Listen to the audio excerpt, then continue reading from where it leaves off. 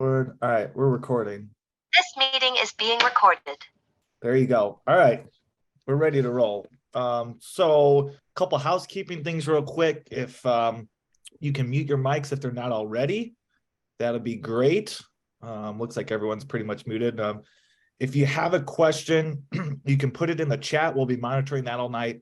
Or you can, there's a raise your hand button. You can raise your hand and then we'll ask you to unmute if your question needs to be said out loud instead of versus typing just to better explain it. Those are kind of our housekeeping rules and make sure I'm not missing any of them. We're recording this, so we will put it on. We'll put it on our website. We'll send out to those who aren't able to be here tonight. So with that, with those housekeeping things, we'll get rolling. I'll start with myself here. We're gonna just talk real quick about arbiter pay, mainly because I believe 99% of these sections will be paying via arbiter pay. So I'm gonna share my screen here real quick. And let's get arbiter up. Which tab did I put it on here? There we go. Everyone able to see this arbiter screen? Mm-hmm. Yeah. Okay, perfect. So basically 99% of our sections will be paying via arbiter pay. And if you're in the state tournament, that's how you get paid as well. Super simple to do. Once you get into your arbiter account, either under MSHSL section baseball or basketball, or even the Gopher State and officials, whatever account you're on in arbiter, all you got to do is go to your payments tab at the top. And when you click on this payments tab, you're going to have an option to add your banking accounts. And then all you have to do is enter that information in. And then basically all you'll do quick is if you have any money transferred to you, it'll send that in. All you got to do is transfer your money and you're done. So that's very quick on how to do arbiter pay. That was obviously quick there. So any questions on arbiter pay? We just want to make sure everyone has that set up. That's how sections are going to be paying. It's an easy transfer to your account and pretty much a piece of cake. One other thing I like to note in arbiter when it comes to section play, obviously you've accepted your assignments already, but once the teams and the location get changed in arbiter, you must go in and re-accept your assignment. So please be aware of that. Once you may have accepted your assignments already, but as soon as whoever switches up the assignments, whoever puts in the opponent and location, you have to go in and re-accept and acknowledge that you've seen those changes. So just be aware of that, especially with the girls starting this weekend. For the guys who are for all those guys and gals who are doing boys, you'll see that next weekend as well. So just remember to go in and re-accept. You'll get notifications on your phone, your text message if you're signed up for that. All right. And you should, a lot of officials should be seeing those already, because I've put in quite a few of those in the last couple of days. We're still waiting on 4 2A girls and 5 2A girls for February 28th. So okay. Once those are in, I will put those in.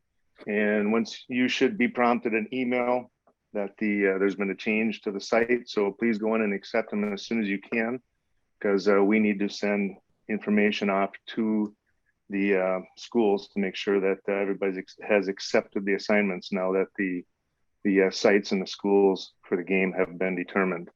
And also with that, several of the section coordinators have emailed me and or Rick to have us convey to our officials officiating these games, all section games, to confirm with the home site school at least 48 hours ahead of time.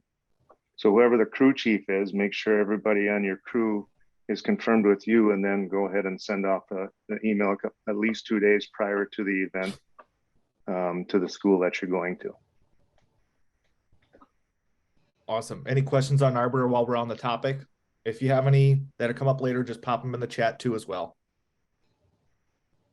None? Okay, we'll turn it over to Mr. Mikowski. All right. Well done, gentlemen. I'm just gonna say thank you for the regular season that you put in for Gopher State. Your work is second to none when I'm out observing and seeing our officials work. It's a real joy to watch. We're not quite doing everything perfect, but we're in the high 90 percentile. So that's what this meeting's about, to get us to the next level that we need to be at. But I am, just from the bottom of my heart, along with Jason and the basketball committee that'll be presenting tonight, I want to reiterate a job well done. Very few issues had come up for the amount of games we did. It was incredible. So keep up the good work, and I look forward to seeing you in the playoffs. I no longer accept any playoff assignments, so I get to watch all you guys work, and at those lucky enough to make the state tournament, I'll see you there. So with that, I'll turn it over to Eric. Thanks, Steve. You stole some of my thunder there, but I also want to. Sorry. I want to concur with Steve and say thank you for a job well done. Working sections is your reward for a long season. You know, I was talking to somebody the other day, and when you look at the calendar, you know, December, January, and February is not a long period of time. But when you're working 3 or 4 nights and you get to the dog days of February, the season turns into it seems like the season is forever. So again, thank you. I can't remember the last section game I worked similar to Steve. I'm living vicariously through each of you. I will attend as many section games as I can.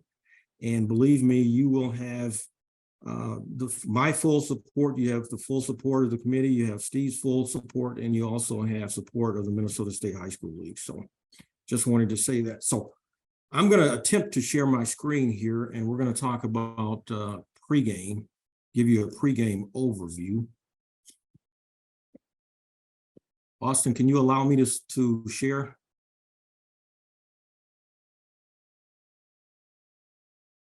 See if you can do it now. Okay. At the bottom, the green share screen. Yep. Perfect. Yep, you're I'm gonna going. have to move my document over here. So can you guys see that? Am I Yep. sharing? Okay. Yeah, you got it. All right. So this is a document I put together.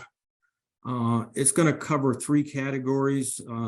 Well, the overall category is pregame overview, including the coaches and captains meeting, but I split this in 3 pieces: what you should do 2 days prior to the game, what you should do 1 hour before tip-off, and what you should do at the starting with 20 minutes on the clock.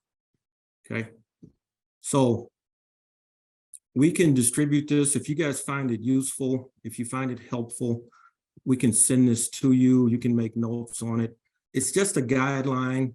If you find it useful, then, as I said, we'll send it to you for future reference, if you will.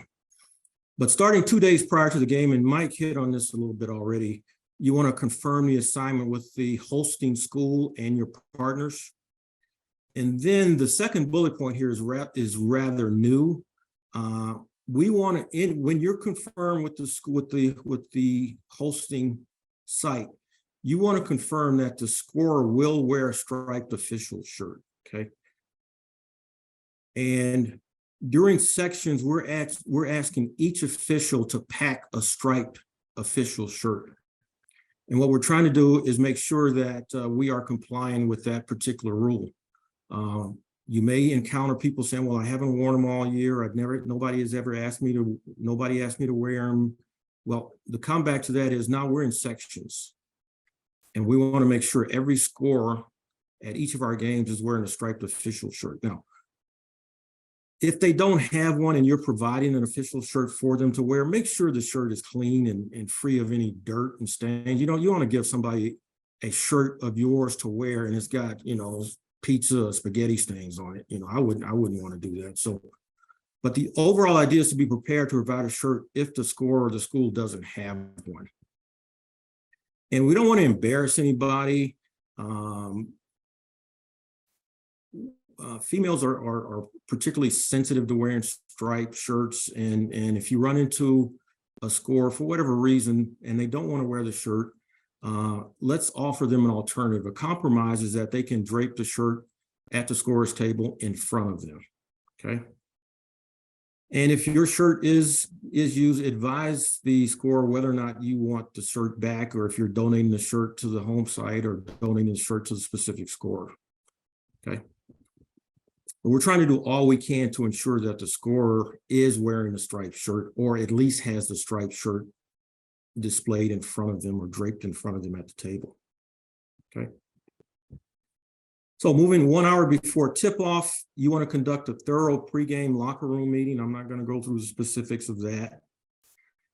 You want to make sure you find and introduce yourselves to site management in case you need them at any point during the game. You want to walk the court, make sure you're familiar with what's out of bounds lines, look at the half court line. You want to identify any irregularities, either with the court or the equipment. Make sure that the goals are not tilted, make sure that the nets are good, et cetera, and so forth. Adjust chairs in the bench area as needed. You want to make sure that when the coach is sitting down, the coach is not sitting down outside of the coaching box, okay? You want to make sure if the coach has a seat on the bench that the coach is sitting in the coaching box. If the area is too tight along the table side, then see if you can move the chairs back to give officials additional room so they're not running into coaches, they're not running into substitutes waiting at the table. So those are just a couple of little tidbits there. And you want to confirm that the scorer will wear a striped official shirt as we discussed above. You know, you don't want to get to the tip off. You're ready to tip the ball off, and now you're going to address the issue as to why the scorer is not wearing a striped shirt. Take care of that an hour or so before the game. Well before the game, you should be able to identify who the scorer is. They're usually there well before the game starts, and have that conversation with them that we talked about earlier. Okay, so moving from 1 hour before tip-off, let's move to a pregame meeting with captains and coaches. We're asking all crews to take the floor at the 20-minute mark. And please don't use this time as social hour to visit with your partners or spectators or people that you know that are attending the game. We have a job to do, and that job starts as soon as you step on the floor. So it's a great time to identify uniform issues, especially illegal tights. Kids are wearing tights that have stripes on either side of the leg, and they're wearing tights that have huge logos on them. So you can see that is obvious when you are observing pregame warmups. So let's take care of that. We had a game. Mike, Craig, and I worked at Orono, and we had players on each side that were wearing tights, and tights were illegal. And we addressed both coaches and told them that they had to remove the tights or roll them up so that we couldn't see them or whatever. So and arm sleeves and arms, yeah. So don't be afraid to take care of those uniform issues. Do not allow players to warm up wearing jewelry, necklaces, bracelets, earrings, etc. The next bullet point is a change. We're going to copy the Minnesota State High School League, what we do at the state tournament games. So at the 13-minute mark, we're going to ask both coaches to gather their captains for the pregame meeting, okay? And the purpose of this is we want to distinguish between honorary and floor captains. So a lot of times we're seeing where players are coming out, they may be injured, they're dressed in street clothes, they're coming out to represent their teams as captains, and that's causing us a little bit of confusion. So we want to make sure at least one captain from each team will play in the game, and therefore we can identify them as their team's floor captain, okay?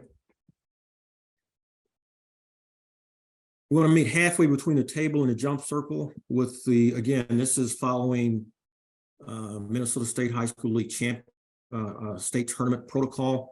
We want the R facing the table with U1 and U2 with backs to the table, but continuing to observe the respective teams that are warming up.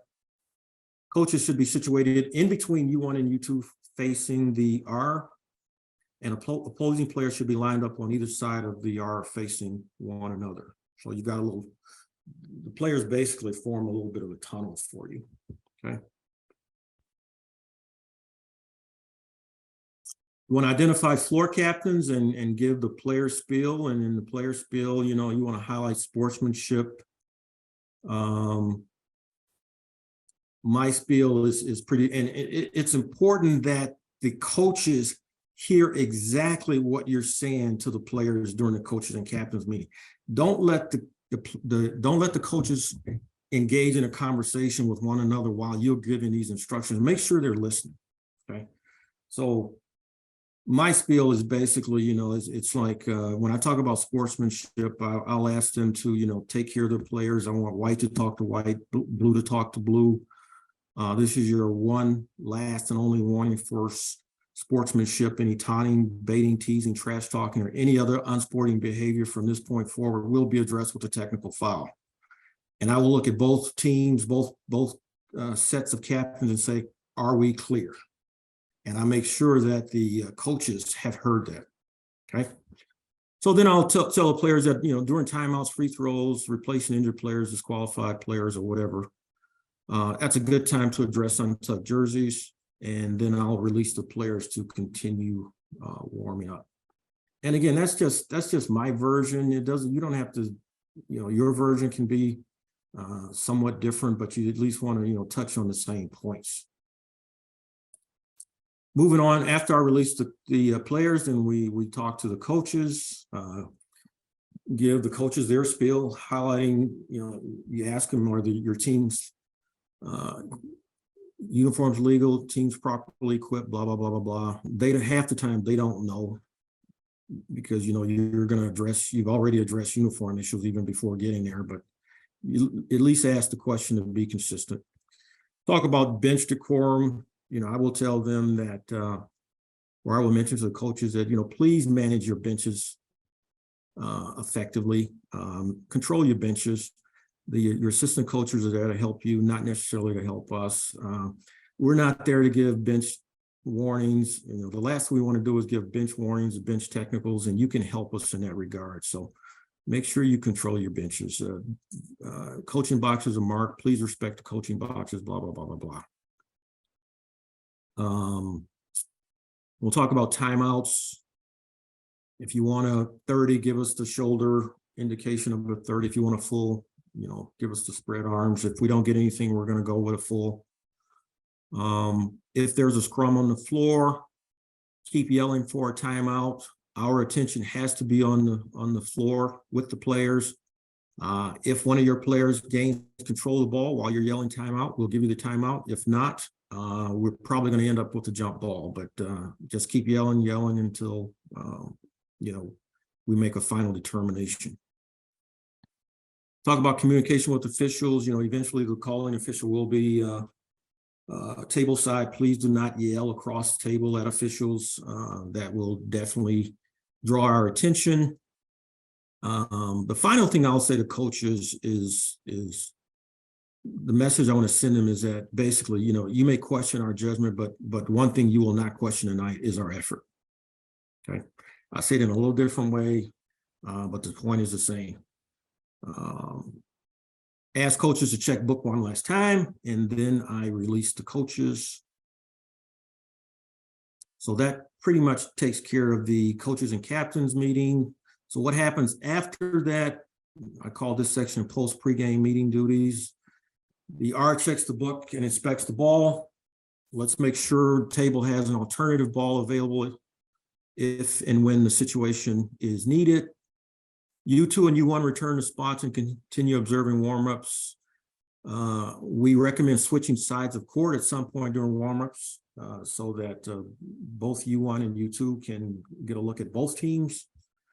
With around 90 seconds remaining, 90 seconds to 2 minutes remaining on the clock, crew heads across court to meet table and assistant coaches if possible.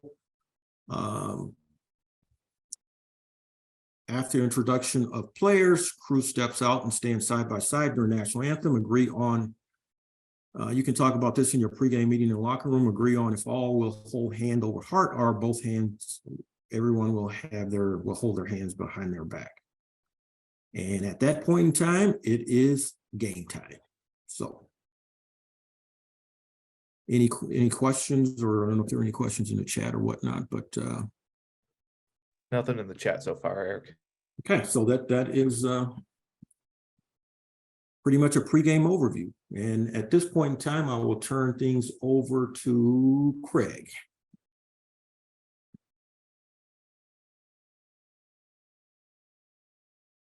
And I will stop sharing. Austin, will you send that link to Alan Starr? Sorry, I just saw that for the Zoom meeting. Good evening. Thank you for joining us. Excited to be speaking to all of you, and congratulations on being selected for the sections. We haven't already said that. I'm going to go over a couple things real quick. I don't have my face up because Austin's going to put up some diagrams, and I want to be able to that you're looking at the diagrams. I want to talk about arc plays and positionings of officials on the court during the half court set and during free throws. Austin, where are we going to start at first? Arc?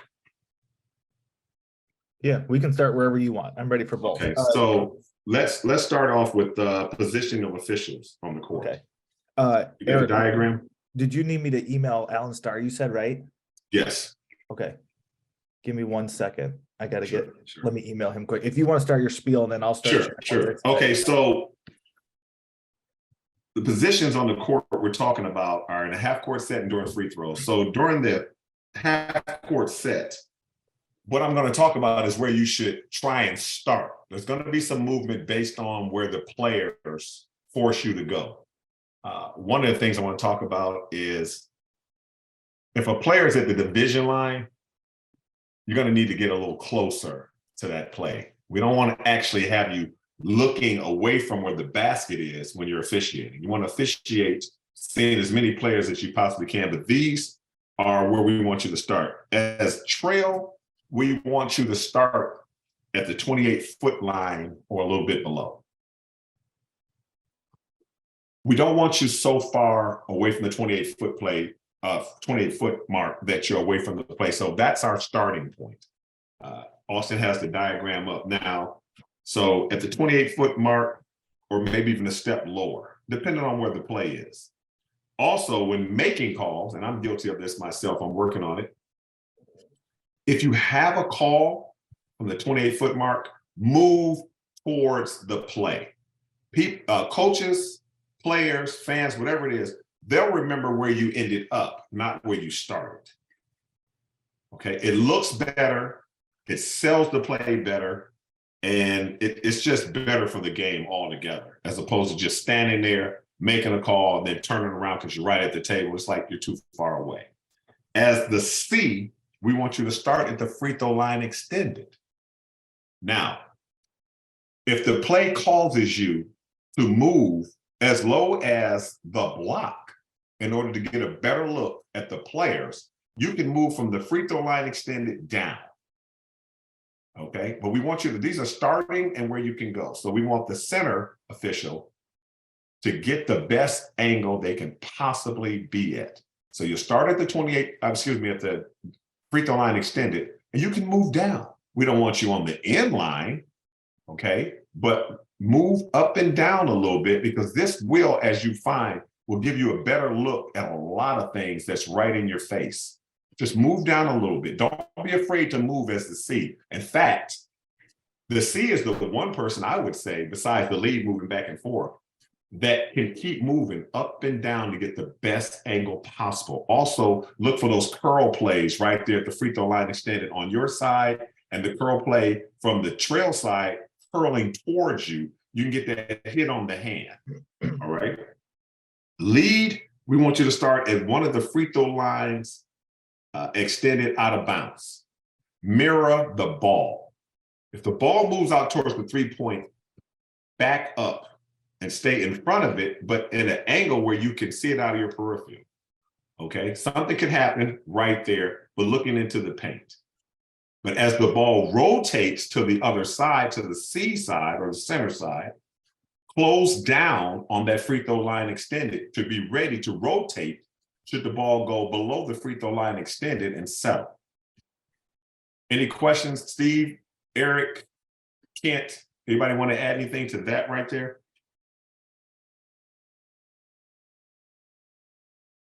Mike, anybody? Okay, great. That's where we want you to start. I think that's We're in good. a half court set. I'm sorry, go ahead. I said, I think that's good. Good job. All right. So that's where we want you to start. Obviously, the ball will dictate where you go. Keep this in mind as lead. If the ball's on the center side above free throw line extended, and it goes up towards the 28-foot mark or to the division line, rotate over so that the C isn't having to officiate a play while looking at the other end of the court. We have to be mindful. You've already closed down to the free throw line extended on your side and trail side. Move over there. Okay, because what's going to happen there is actually the C is going to activate the rotation. So be ready to move, unless you got a fight going on over there. But in any case, your trail is going to pick that up because your trail is going to drop down to the C position. Okay, so be a good partner. Be mindful of game. Be aware of what's happening in the game. Be ready to move. Be ready to transition. This is win or go home time of the year in the sections. We have to have eyes in the area where they need to be. Okay. If anybody has anything about that, I'm gonna move to free throws. Anybody have anything before I go to free throws? Okay. Free throws. The first free throw of 2, we need to be at the division line right by the table. We need to be able to see subs coming in. Right there, you can get a good glance, peek over your shoulder real quick before the player gets ready to shoot. Know when your subs are coming in. Don't get caught off guard with that. If we're not there, we can miss some things. And I believe Steve spoke about this before. It just looks bad. If you're too far down, if you're not at the division line, we can eliminate a lot of things that's going on. Also, as the C, peek over at that table to know on the second free throw of 2 that we have substitutions coming in. Be mindful, game awareness of what's taking place. All of us who have been invited to be in the sections are in there because we believe in you. Continue to do what you do. If you're not already doing this, add this to your repertoire, okay? That's for the trail on the first free throw, being at the division line. Second free throw, move down to at least the 28-foot mark or maybe even a step lower. And as the free throw is being shot, step towards the paint. Step towards the paint. Be ready for the rebound. Be ready for whatever you need to be ready for, but step towards the paint. C and trail, step towards the paint.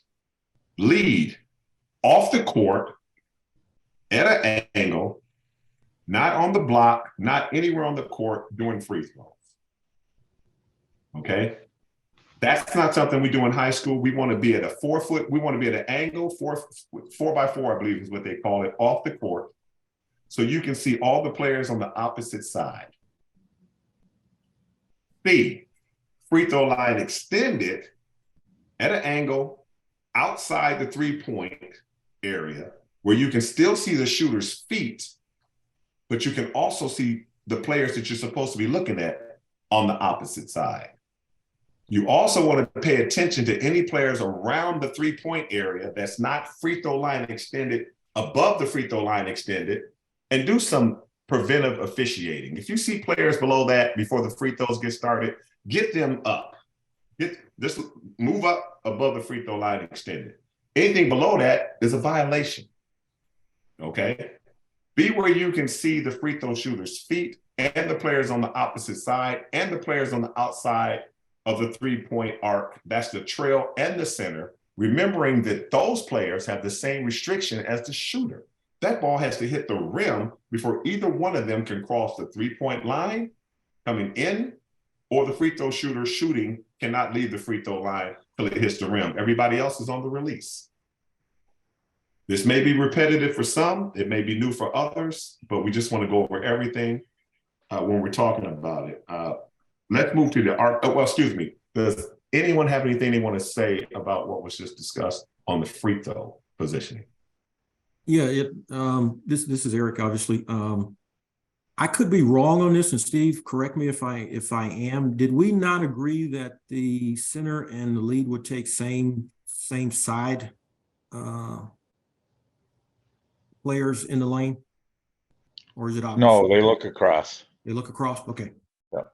I thought we had talked about that at one time. Nope, the Are we center good will so have far? across the lane and the shooter and the trail. And the lead will look across. Trail, you can also help out, especially monitoring the shooter so that, we put the rule in a couple of years ago where they can't break the free throw line with a defensive player. So stay on top of that. Okay, good. All right. And are we good with the free throw? Yep. Craig, All right, Great. great. Let's move on to the art play. Craig, Sorry. this is Kent. Regarding free throws, how do we want to do this as a crew on substitutes that come to the table after the free thrower has received the last ball? So if he makes it, do you want the trail to initiate the whistle before he goes down, or do you want the center to see him and you call in the subs? I don't think we need 3 or 4 whistles to bring in that sub. Okay, so let me repeat what I said earlier. As the C, pay attention to the table when you're getting ready to shoot that second free throw and after, because you have the substitution. So the C is the one who's going to bring it in. If the trail has noticed that the C's not paying attention and they hit that horn, make sure you pass it off to the C. Make sure he takes it, because we need somebody to bring him in as we're going up the court. So it's the C's responsibility to pick it up. The table's going to get a horn. Everybody with me? And the C, just have your head on a swivel. Be ready for that. Be ready for it. Let's pick that up. Every dead ball that we have, somebody needs to look at the table. But that's for another day. But it also comes into play here. Thank you, Craig. No problem. All right. If anybody doesn't have anything else, let's go to the art plays. Hold on. Oh, Craig, Go ahead. Go ahead. Yeah, I know what I was thinking. In the old days, the lead used to have the 2 bottom blocks there. That's what I was thinking. And now the lead has everything across and the center has everything across. So that's where I was getting confused. Okay. That makes sense? Let me add one quick thing there, Craig, because I was just thinking about it. Because we were talking about subs and you mentioned the score still having a horn. If we get into a position, this is one thing, guys, in R, when I go over to the table, I let my scoreboard operator know every sub, please give us a horn, even if we as officials see there's a sub at the table. So that's a good thing to communicate, because on these free throws too, that especially that second free throw, we need a horn for a sub. Even if we see it, communicate with your clock operators that we'd like a horn on every sub, even if we as officials see it. Exactly. And make sure those subs understand that don't come into the game until we beckon them. But Steve, you got anything else? Nope, keep rolling. All right, let's go to art play real quick. I'm probably using up all my time. All right, so let me know when you're ready, Austin. Okay. You gonna run the play? Yeah, 1 second. I gotta stop sharing that so that all that stuff goes off. We'll start with Jason's first play and then we'll go to the next one. Okay.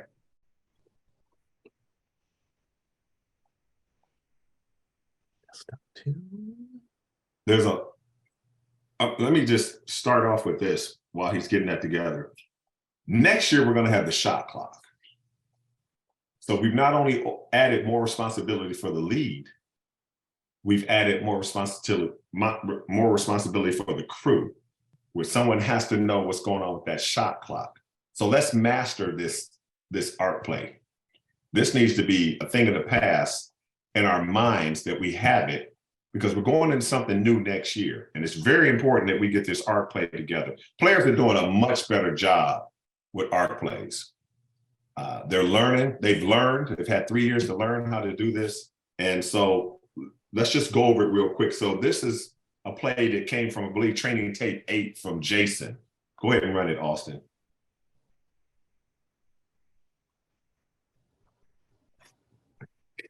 Can't quite, the player number 12 on this play. You see, she starts outside the arc. And then she ends up staying in the arc. 1 foot's in, 1 foot's out, and there's contact. Now, this isn't to pick on any official, as Jason likes to say, but this is the arc play right here. This is a secondary defender who makes contact with a player who's driving, and we can't miss that. That's actually an easier arc play than some of us are going to have to deal with. Okay, let's move past the fact it's an arc play. As far as I'm concerned, it's a block anyway because she moves into her. So this should be a whistle. Let's just deal with arc play situations. We have to have that. My suggestion, and I've cleared this, is we used to be looking up and try to look down to see where they are before the contact. As soon as you see an offensive player making a move to the paint, pick up your secondary defenders that can hurt you right then. Start looking down and glance up. Okay? If you can look down and then look up when they're 1 step away, there's a good chance while you're looking at them, you'll be able to tell if they came out of there because the play is going to happen quickly. Let's get those feet. Remember, if you're in the arc, grounded on the floor, on the floor, and there's contact, it's going to be an arc play unless it's not a non-basketball play, and we'll get to that in just a moment. If your feet, your toes are on the ground and your heels are off the ground, but you're still hovering over or in the arc, you are in the arc zone. So make sure you get an angle where you can see all of this. The back of your heels may not be touching the floor, but if it's in the arc area, you are now an arc player. That's going to be a defensive call. Remember, the other thing about the arc is, let's talk about what eliminates an arc play.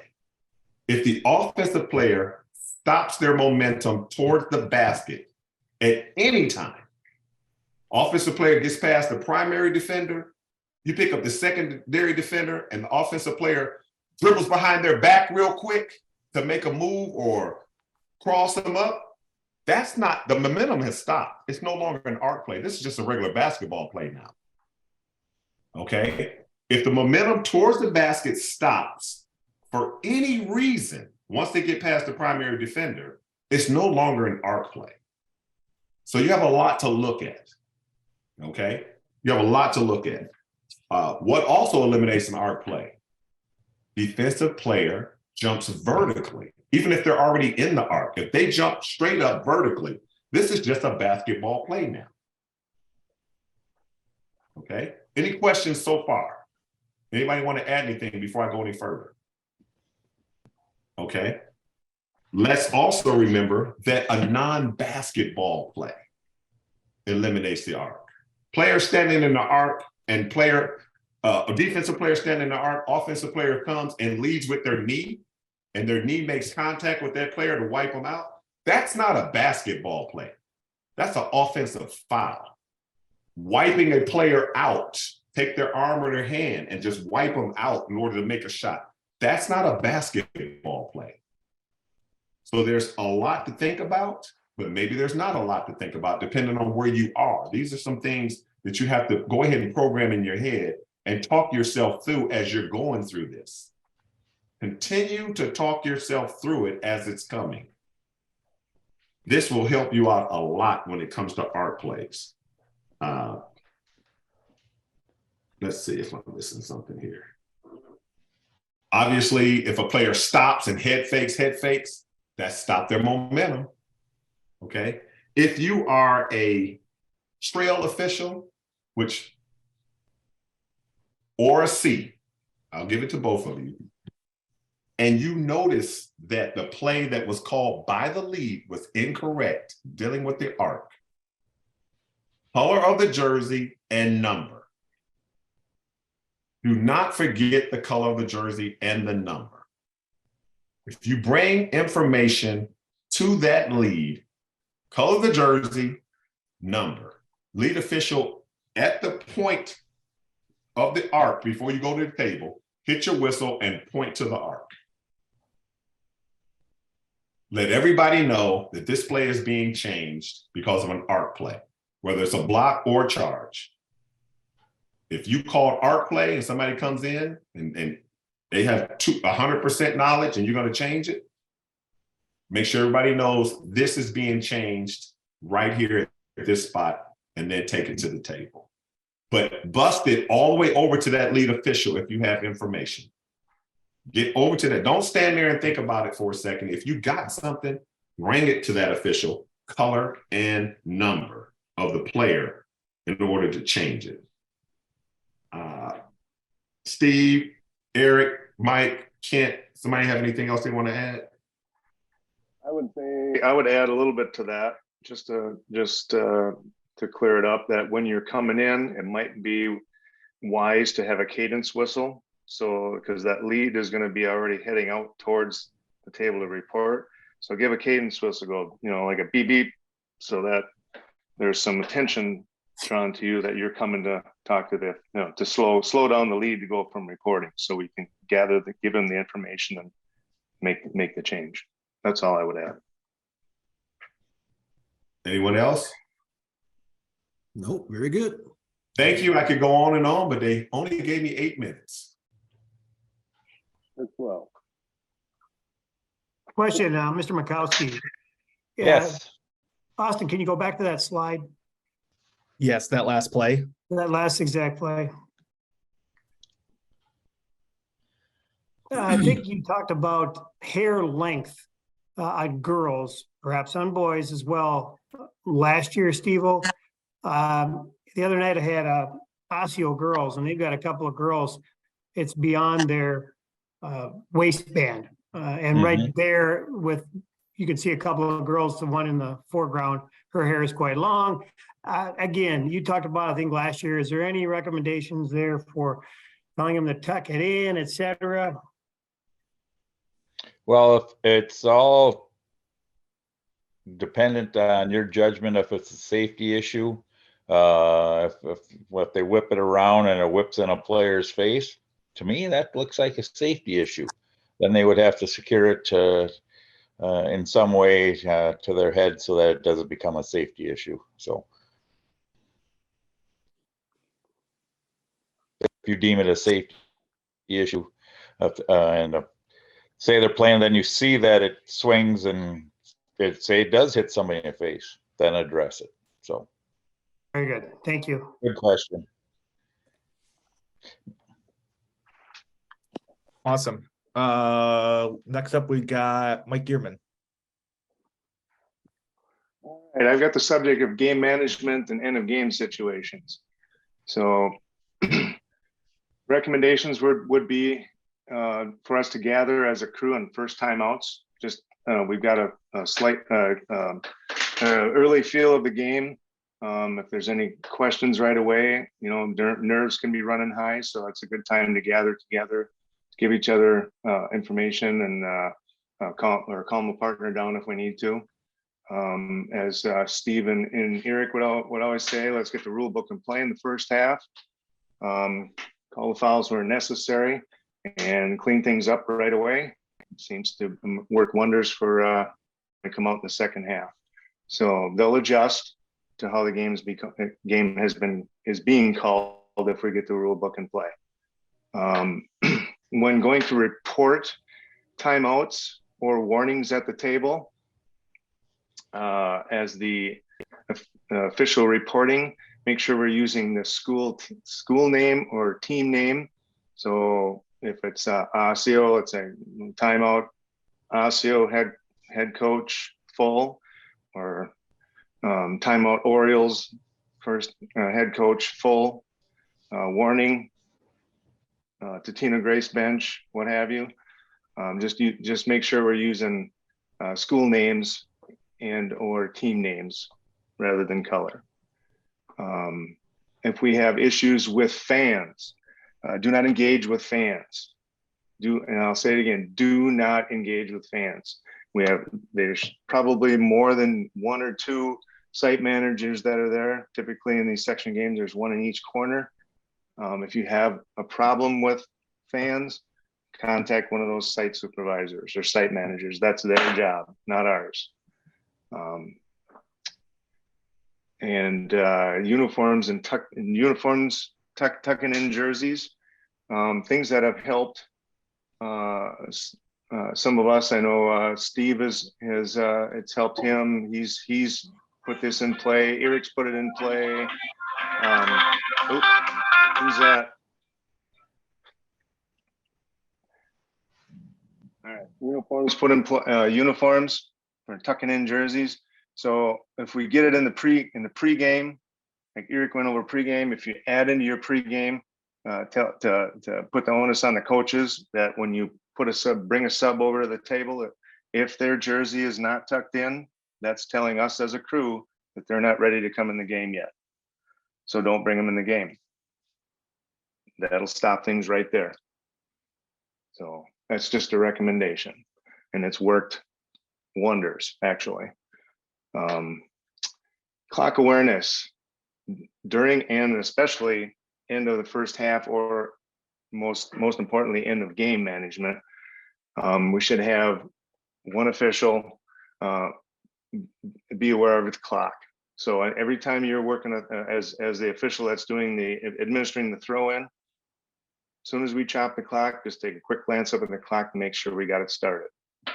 Same thing on a timeout. Boom, get a quick look at the clock, in case the clock keeps running. So we have an idea where we need to adjust the clock to if we need to go to the table and do that. Keep a close eye on the clock as far as bonuses. So we look out there where we don't go to the table, report a foul, and we're pointing to the spot to go out, and they're honking the horn. Hey, oh, we're in the ball. Excuse me, we're in the bonus.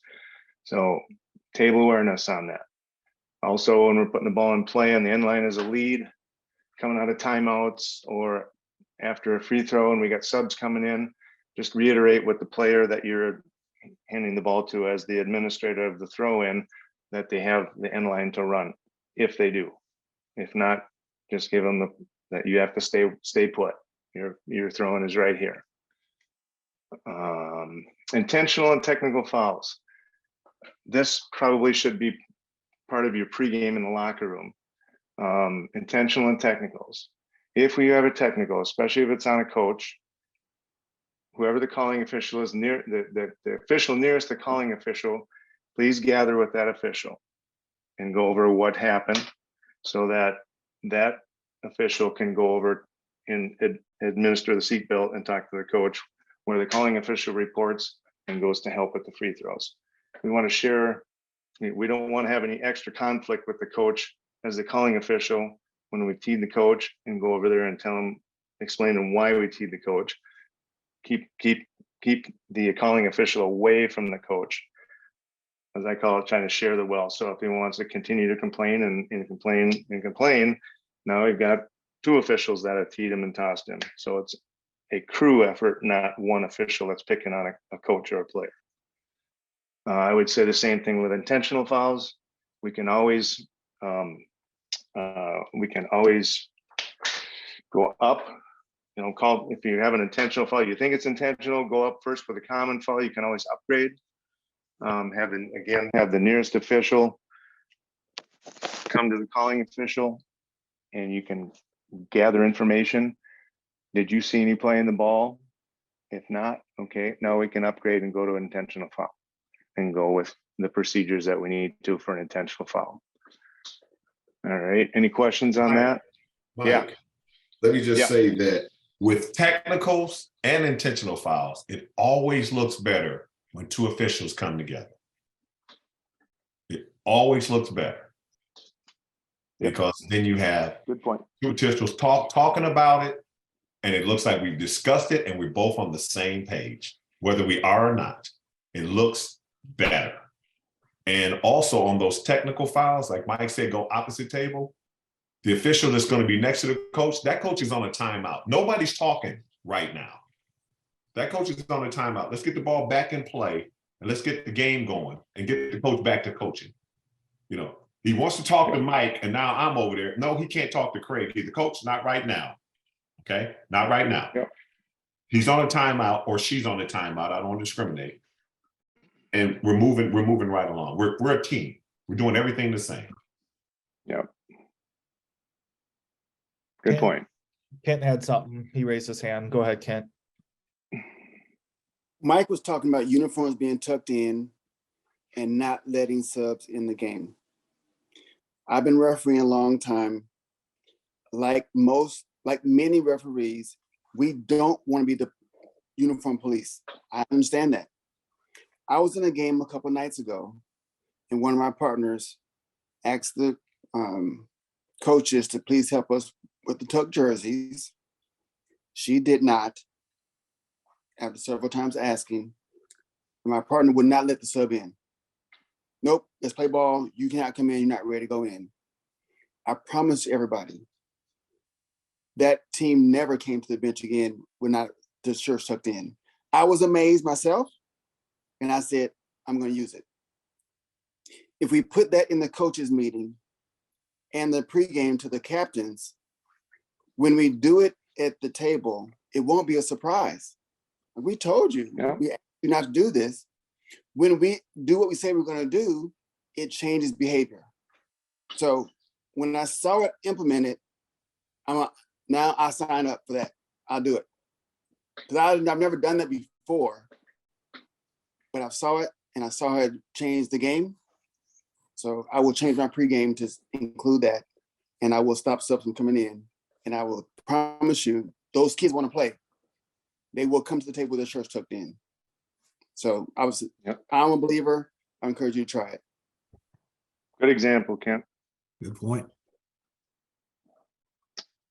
Along with that, don't be afraid to get together as a crew to discuss something on timeouts. If all three of us huddle together as a crew, it sends, and we have to talk about something. We have an injured player on the floor. Let's get the players over to their benches. Let them know to stay on the floor. If we have something to discuss, whether it's we have an inadvertent whistle or something like that where we got to talk about it. Let's get the players over to their benches, gather together, talk about it, and make a decision and move on. Timeouts, especially when we're getting down to the nitty-gritty last 2 minutes. Every timeout, get together if you have to, even if it's for 30 seconds. Just remind each other, we're in the bonus on one side, and we're one shy on the other side. This team has 2 timeouts, the other team has 3 timeouts, and the jump ball will go to, let's say, Orono. Okay, so possession arrow goes to this team or that team, just so we're all on the same page that way.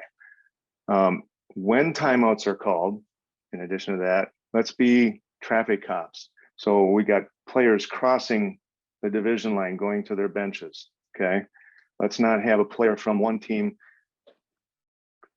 trying to get in close to the huddle or close to the team's bench, trying to get to their huddle. We just want to keep away from keep from having any problems, that may arise from that, especially if we have some teams that don't like each other. So that'll just deter or help us to keep away from some of that stuff. Game and table bench awareness, again, in the first half, but especially towards the end of the game. This is where, as a crew, you got to work together. And we talked about coaches wanting timeout, especially if we got a 3-point shot, whatever that, if they're down by 3 and they make a 3-point shot, and they want a timeout right away. Just be aware of the game situation and who may or may not be wanting a timeout. So, and again, when we're doing that, let's also be aware of the clock. Okay, shot goes in, You see and or hear the coach calling timeout, boom, timeout, take a quick glance up at the clock, make sure we got the right time. And again, if the time rolls off it, let's make that correction at the table. Again, stuff like that. If we need to make a correction, it looks better if we have another 2 officials or all 3 officials together, talking about it to make that right decision. So that way it's just not one official that's going over there. Well, what did your partner have? So we all have the same thing. Looks better that way. Any questions? Comments? Mike, I have a comment. Yes, sir. Mike said earlier, if you need to get together on every timeout, then do so. And that's true if you need to. But I would encourage us, like we have in the pregame, like we're going to get together on the first, for sectionals, we're going to get together on the first timeout. We're going to talk. Everything's going good. They got the jitters. We got the jitters. We're going to meet the first time. We're going to talk about it. If we don't need to meet at the timeouts, let's not meet just to shoot the bull. We're not doing that. So I don't want Mike's comments to be taken as we're making the mandatory that every timeout we're going to huddle up. I don't think he meant that. No. If you did, Mike, then you should clarify for me. No, I didn't. That was mainly for towards the end of the game when we've got a tight game, contested game. We want to make sure we're all on the same page so that we got check off the boxes. Who's got possession? Where are we at with fouls? Where's the ball being put in? Bench awareness. Okay, if this goes in, make sure we look at whatever team. I'll use Orono again. Let's make sure we keep an eye on the Orono coach. Barry over there may want a timeout as soon as the ball goes in. So bench awareness. Yep. Thanks. So all that is helpful. It's just like a quickie quiz at every timeout, just so we're all on the same page. It helps you focus when the ball's put in play. And whoever goes to the table for that timeout at the end of close to the end of a close game, make sure that score, the fouls, make sure everybody's good at the table. We don't want to find out they forgot about a point. If there's a disagreement between the visitor scorebook, and let's get all of that done. Mm-hmm. And when you go to a coach, never tell them you have one timeout left. Tell them you have one legal timeout left. They can call as many as they want. Gonna cost them a technical foul. Be careful in your verbiage, what you say. Yep. Good stuff. That's all I got. Mr. Kent, you're next. Okay, I wrap this up with communication with coaches. There's a lot we talked about tonight already. 1 second. Our brother's trying to call me. I'm trying to hang up that call. You froze for a second.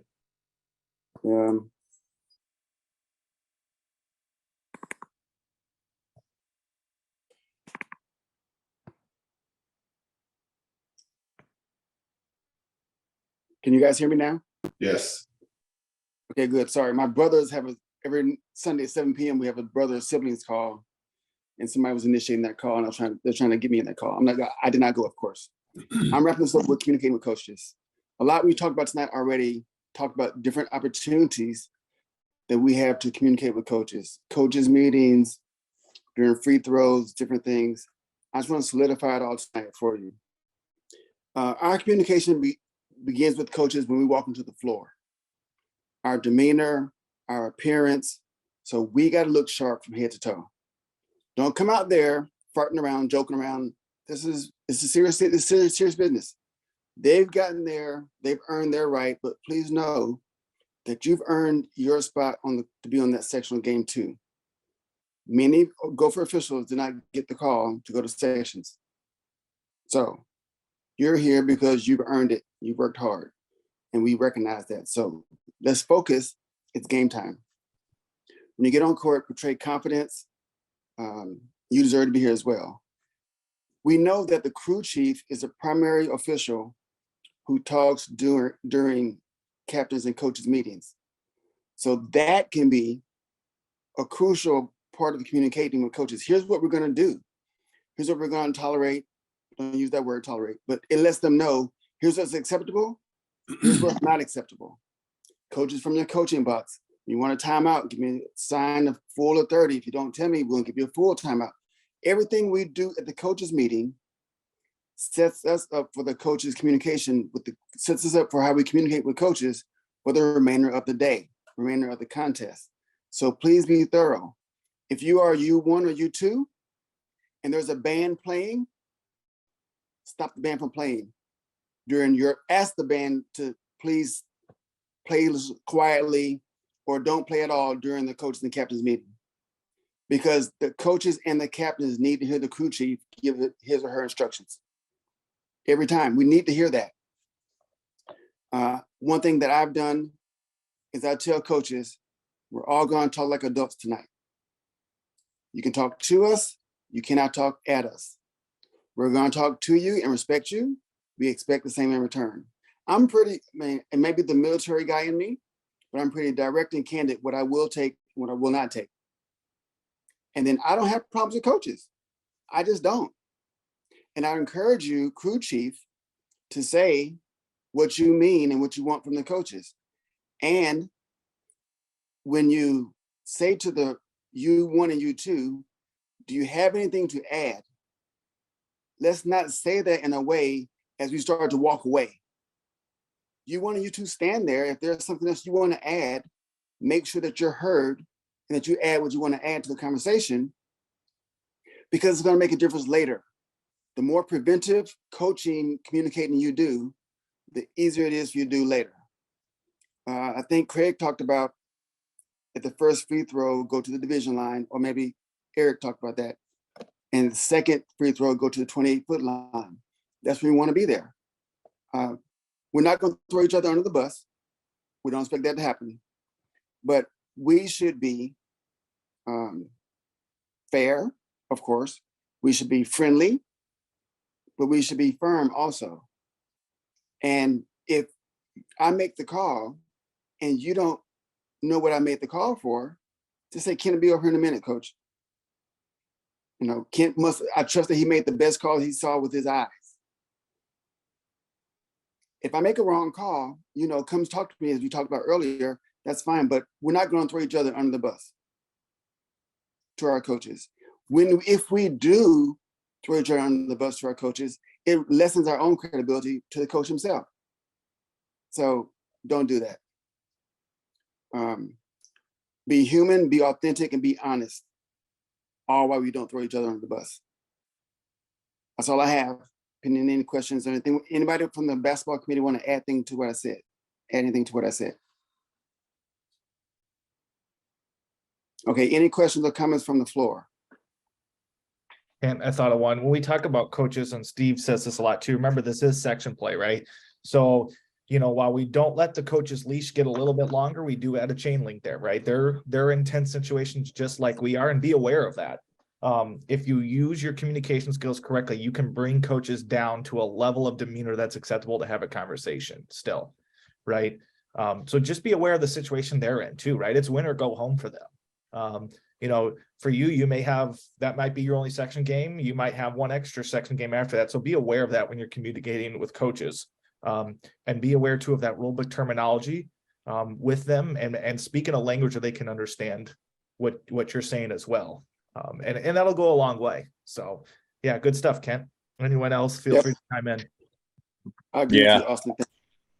I'll jump in. Use your warnings, people. Throw them out there. They don't cost anything, and it sends a message to both benches. So use them. It makes it pretty. You draw on the line. That's it. That's all the farther we're going. You want to come over it, then we go to something different. But use them, please. And also, rule books, case books, mechanics manual, all of the training tapes that we put out would be a good review.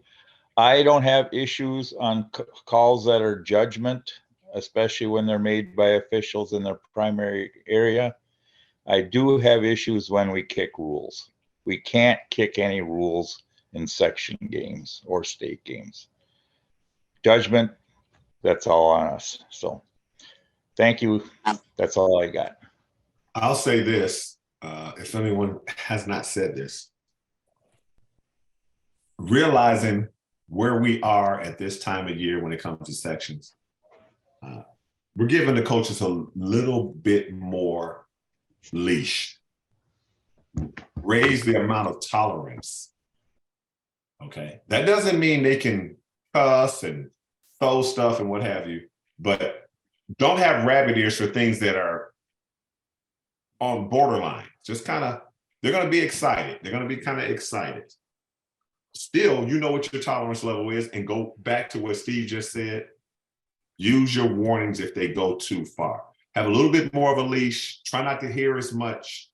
Make it so obvious when you have to address a coach for their behavior that everyone in the gym can see it. But you know what your tolerance level is. And they're going to be excited. Their adrenaline's going to be pumping. But we all know what our tolerance level is. Have a little bit more of a leash, but don't just take anything. That's all I got. I have a couple things to add just as reminders. As the guardian of the section assignments, 3 things. 1, we talked about, make sure you're signed up and have your arbiter pay working. 2, please, please, please keep checking your arbiter. Every time we add a location or who the home team, the away team is, and where the location is, you'll get a new email to accept the game. Okay, so keep checking your arbiter and accept those games so that we can let the schools know that those games have been accepted at the sites. And last but not least, confirm with the home site school at least 48 hours in advance. Have the crew chief do that. Okay, just like we've been doing all year long. I don't think we've had many problems, if any, with that throughout the regular season with that. Keep on doing what you're doing on that, but just as a reminder, 48 hours notice. Thank you.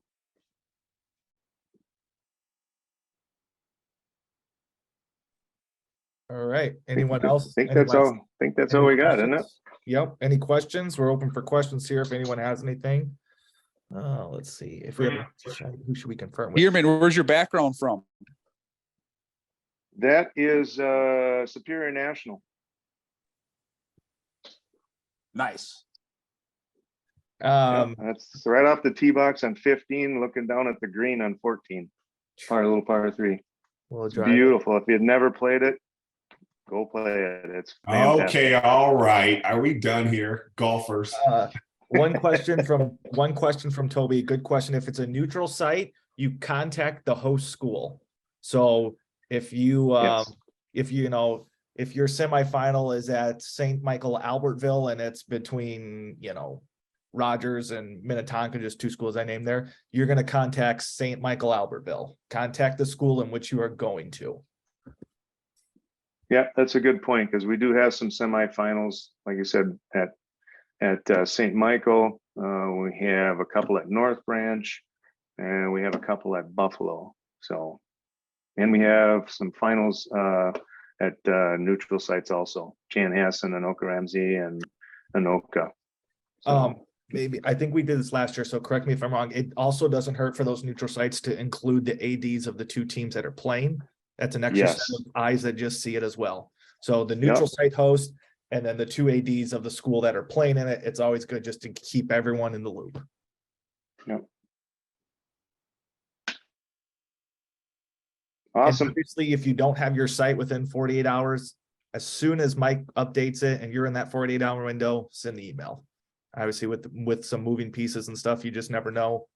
I think we had a question about that. Someone for the 28th didn't have a site yet, but that's just because we haven't probably gotten it or. Yeah, there's the only thing really left assigned for the 28th is 4-2A, and we've sent off an email already, Rick and I, to the coordinator of that section that we need those ASAP so that we can get those assignments out to the officials. So as soon as I get that, I will put them in, even if it's later on tonight or first thing in the morning tomorrow, I'll get those in. So you got them. So accept those right away so we can, you guys can get those assignments or notifications sent out to the host site.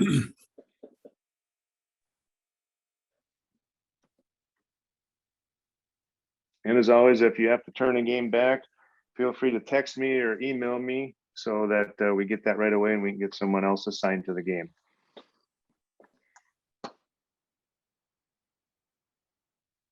Cool. Anybody else got any questions? If not, it looks like Austin just shared the recording, and then I think it'll be on YouTube, right, Austin? Yes, it'll be on my YouTube channel probably within the next hour, and then we'll make sure we send that out either tonight or tomorrow morning. Yeah, we'll probably send that on the Arbiter so everybody can pick it up on there. Not bad, an hour, 10 minutes. Good job. Yep. Hey, if you have questions, email one of us, Awesome. let us know. Thank you. Thanks, everybody. Thanks,